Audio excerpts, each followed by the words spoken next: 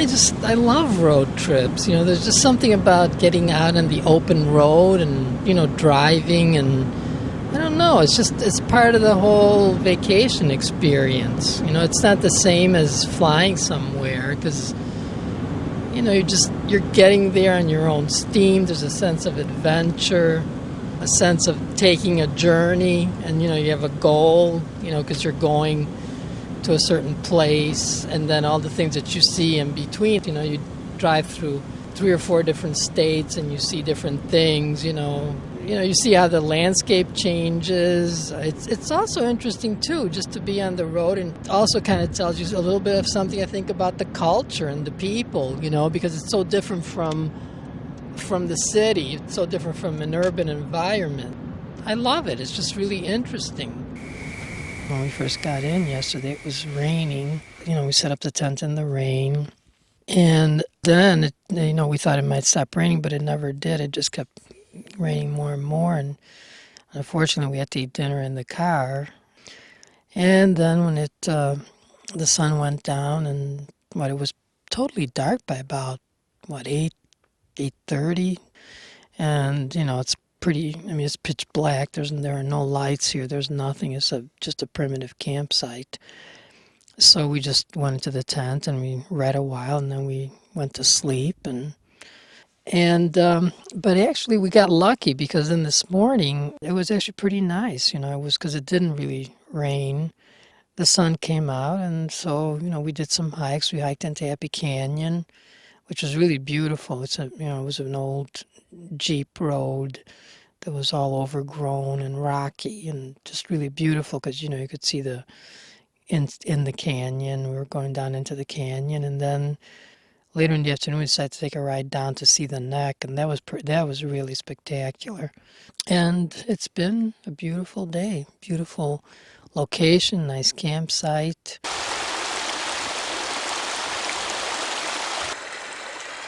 And it's just a great hike, so it's very peaceful. We're the only ones on this hike so far. We've gotten to the top of the fall, and we're the only ones here. We've been the only ones on this whole hike, which is really nice, and it's a beautiful day, sunny, clear sky. And it's just so, hiking in the desert, when you come upon water in the desert, it's such a tremendous feeling, because you're hiking, everything is so dry and parched and sandy and rocky, but then you come upon these pools of water out in the middle of all these rocks, and it's just incredible. Well, yesterday we did the Burr Trail Road. It's a beautiful drive. As usual, fantastic scenery. One thing that really stood out, of course, is Long Canyon, which is a stretch of the Burr Trail Road, and it's a winding road through these just superb red rock cliffs on either side. And it's one of the most beautiful canyons I've ever seen. It's really one of my favorites. And then we did is that what it was called? The Wolverine Loop Road, which is an offshoot of the Burr Trail Road. And that was an interesting drive too. It was it was, I guess, what they would call an unimproved dirt road, with a lot of going in and out of washes and going over rocks, and a lot of washboarding effect. That was a pretty cool ride too. And then we did the hike around the Wolverine Petrified Forest, and we came upon this pretty big section of petrified logs.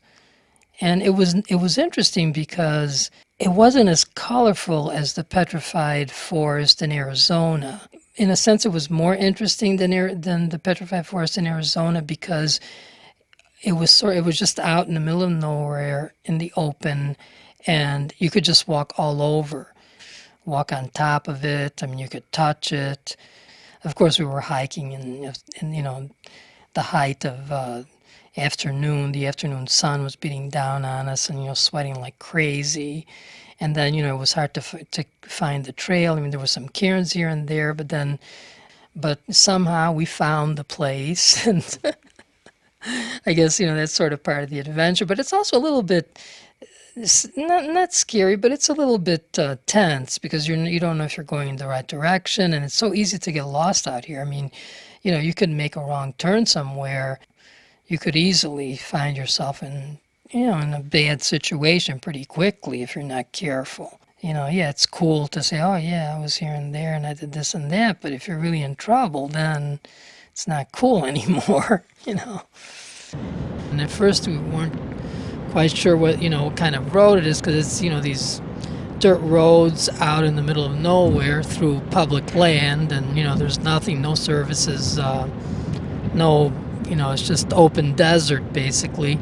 So we asked at one of the BLM stations, and they said that the road actually had been impassable just a week or two before because it had a lot of rain, but he wasn't certain if we could make it all the way through even with the Jeep.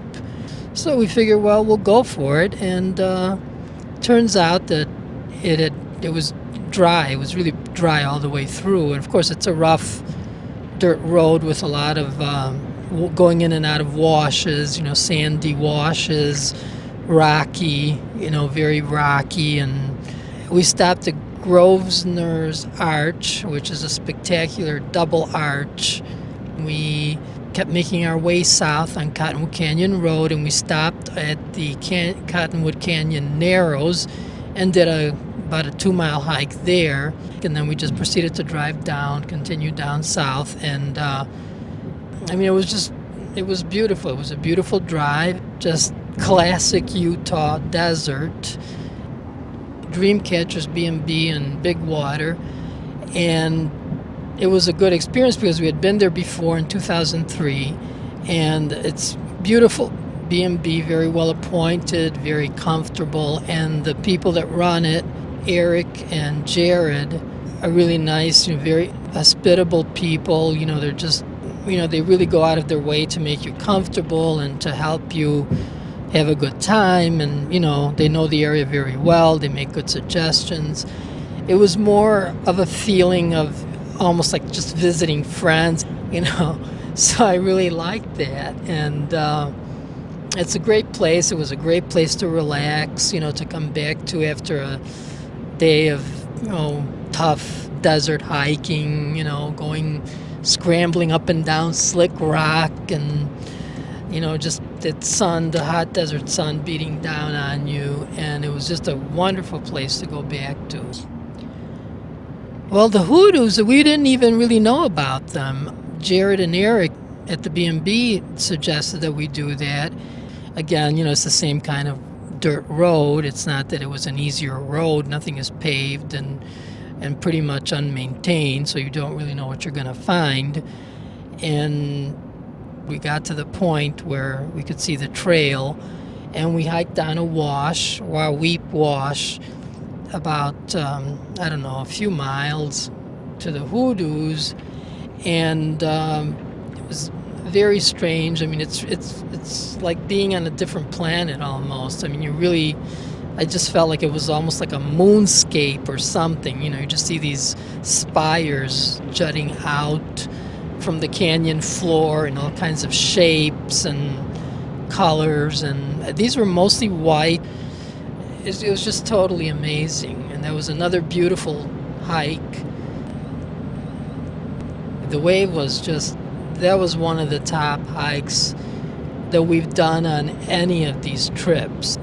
And it was a beautiful, beautiful hike because even along the way, before you get to the wave, it's slick rock, and it's an area called Coyote Buttes. So all along the trail, you see these beautiful, colorful buttes, sort of cone-shaped buttes of different sizes. And it's so strange because it's rock, so it's very solid, but at the same time, it looks fluid. It looks like something it's almost like taffy when you see somebody pulling taffy. So again, I see it as part of the contradiction of the desert, sort of this yin-yang effect, that you have these solid surfaces, but they look fluid at the same time. And then we got to the wave, after about 2.5 miles of trudging over sand hills and slick rock and going up and down, up and down, and of course being totally blasted by the sun. And then you get to the wave, and that is like the pièce de résistance, as they say. And of course, again, it's hard to describe in words because it's just a sort of it's almost like channels, canyons. It's a little bit of a slot canyon effect, and just these different canyons coming together into channels, and again with that fluid effect and all the colors, swirling. I was just so happy that we were able to do that. And we did another thing which was also spectacular. We took the boat half-day boat ride to Rainbow Bridge, which is in Lake Powell, and it's, I don't know, it's about 2.5 hour boat ride. You get off the boat and you hike up to this spectacular natural bridge, stone bridge, and it's supposed to be like the biggest natural stone bridge in the world, I believe. And it's just very majestic. You just come upon this bridge, and it's overarching a canyon, and like I say, it's majestic, and again, one of the great natural wonders that we've seen on our travels. And that was a great way to cap off our trip. And now we're heading home, and we're still actually, on this beautiful highway in Utah, driving north up to Salt Lake City and driving through the mountains, and it's, still beautiful. But you do get tired of traveling, and I'm ready to go home, and I'm glad that we have, a nice home to go back to, and a nice city, Chicago, and it's really been a wonderful road trip. And of course, I have a great companion, my road rat buddy, Mr. Frank.